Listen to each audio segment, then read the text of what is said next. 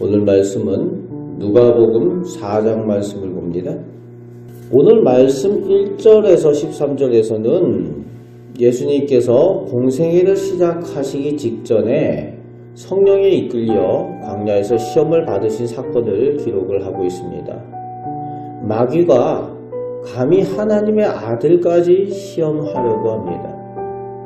그래서 우리가 기억해야 할 것은 예수님까지 시험했던 마귀가 할 수만 있으면은 이미 믿는 성도인 우리도 여러 가지 시험할 수 있다는 겁니다. 할 수만 있다면 믿는 이도 넘어뜨리려 하는 거죠. 그래서 더욱 우리가 영적으로 깨어 있어야 하는 이유입니다. 그리고 그 시험들이 있을 때에 어떻게 극복하고 승리할 수 있는지 그 모범 답안을 오늘 예수님께서 보여주고 계십니다. 3절에서 4절 말씀의 첫 시험은 먹고 사는 생계의 문제입니다. 많은 사람들이 이 시험 가운데에 걸려 넘어지기가 쉽죠. 먹고 사는 문제, 생계의 문제. 거기에 대해서 예수님은 떡이라는 현실이 아니라 하나님의 말씀을 통한 영원한 생명이 중요함을 말씀하여 주고 계십니다. 많은 사람들이 현실에 매여 있다는 거죠. 그러나 현재 한계 있는 인생의 그 현실이 아니라 영원한 생명이 있음을 기억해야 한다는 겁니다. 5절부터 8절에서는 두 번째 시험이 나오고 있습니다. 사람들이 가진 성공과 출세에 대한 시험이죠.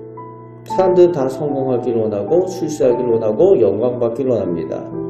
그것을 위해서 사람들이 누구를 섬기고 무엇을 섬기고 있는가에 대한 시험입니다. 자칫하면은 하나님이 아닌 마귀에게 절하는 인생이 될 수 있다는 겁니다. 자기의 성공과 출세를 위해서 영적으로 타락하여 마귀에게 절하는 그런 시험 가운데 있는데도 깨닫지 못하는 사람들이 있는 거죠. 이것에 대해서 예수님은 오직 하나님만 섬기는 것이 진정한 성공임을 말씀하여 주십니다. 그렇죠. 세상에서 성공한다고 하나님을 잃어버리면은 영원한 생명을 잃어버리는 겁니다. 참된 성공이 될 수가 없는 거죠. 오직 하나님만 섬기는 것이 진정한 성공임을 알고 시험에서 이겨야 하는 것입니다. 9절에서 12절에서는 살아계신 하나님의 능력을 믿지 못하여서 늘 보이는 어떤 표적과 능력을 위해 하나님을 시험하려고 하는 불신의 시험입니다. 하나님 뭔가 보여주세요 하는 그런 시험. 거기에 대해서 예수님께서는 감히 창조주 하나님께서는 시험의 대상이 아니라 섬김과 경배, 순종의 대상이심을 알게 하십니다. 그렇습니다. 하나님께서는 우리의 시험의 대상이 아니라 오직 우리의 믿음의 대상, 경배의 대상이라는 겁니다. 이것을 기억해야 한다는 거죠. 시험이 없을 수는 없습니다. 시험이 있을 때에 우리는 더욱 예수님께 집중해야 합니다. 그래서 예수님이라면 이때 어떻게 하셨을까? 믿음으로 바라볼 때에 능히 이길 수 있게 된다는 겁니다. 모든 시험에서 예수님을 바라보고 예수님께서 말씀하여 주신 것들로 해답을 찾고 능히 승리하시는 우리 성도들 다 되시기를 축복합니다. 14절부터 예수님께서 이제 공생애를 시작하셔서 활동하시는데 예수님의 주된 활동 무대는 가난하고 어려운 사람들이 사는 촌동네 갈릴리 지역이었습니다. 어떻게 보면은 정말 실패한 사람들이 있고 병자들이 모여있고 그리고 어려운 사람들이 많은 그 동네에서 예수님께서 활동을 하십니다.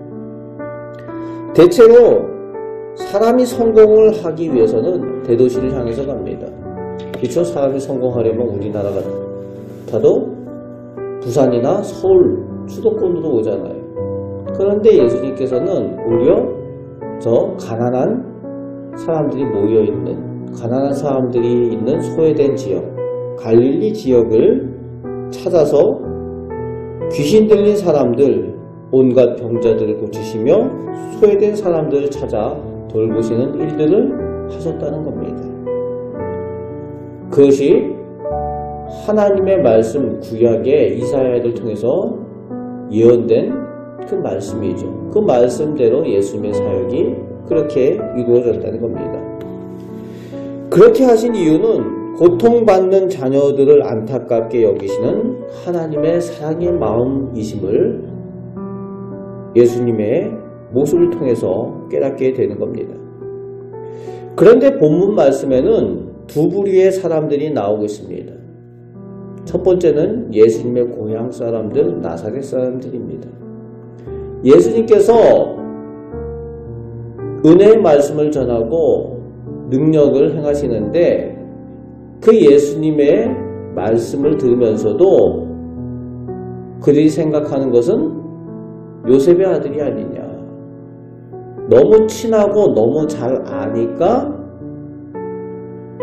예수님을 하나님의 아들로 깨닫지 못하는 겁니다. 그래서 배척을 하는 거죠. 은혜 받지 못합니다. 우리가 늘 조심해야 되는 부분이기도 하죠. 너무 친하고 너무 잘 알다 보니까 배척하는 나사렛 사람들의 모습, 귀한 줄 모른다는 겁니다.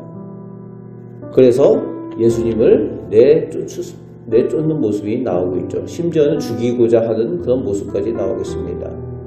그러나 두 번째 부류의 사람들의 모습이 42절부터 43절 사이에 나오고 있는데 예수님께서 행하시는 그 역사 그리고 가르치심을 보면서 그들이 예수님께서 우리와 함께 계셨으면 좋겠다. 예수님께서 다른 곳으로 떠나가지 아니하시고 우리와 함께 계셨으면 좋겠다. 그래서 예수님께서 떠나시는 것을 만류하는 사람들이 있습니다. 귀한 것을 아는 거죠. 예수님께서 우리와 함께 계시기를 원합니다. 그래서 우리에게 은혜 내려주시고 우리의 어렵고 힘든 것들을 고쳐주시고 도와주옵소서 하는 그런 두 번째 부류의 사람들이 있습니다. 그러나 예수님께서 지금 단지 이들만을 위한 일을 하셔야 되는 것이 아니라 온 세상을 향하여서 나아가서 또 복음을 전해야 되는 일이죠. 단지 가난한 사람들을 돌보는 것이 아니라 예수님의 주된 목적은 복음을 전하는 일이시다는 거예요.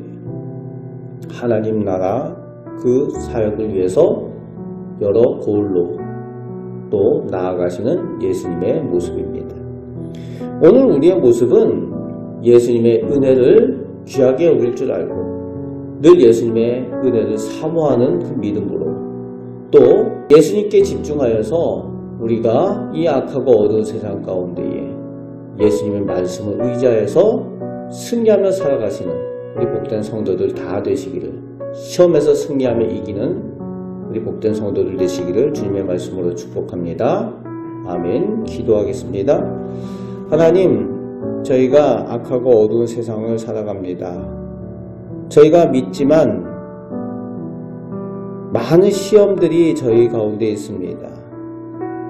그러나 저희가 하나님 말씀을 늘 기억하고 영적으로 깨어 있어서 예수님께 집중하여 저희가 이 약한 세상 가운데서 승리케 하여 주옵소서. 모든 시험을 예수님처럼 능히 이길 수 있는 그 믿음을 허락하여 주옵소서. 오늘도 저희와 함께하여 주시며 은혜 내려주심을 믿습니다. 저희를 선한 길로 인도하여 주옵소서.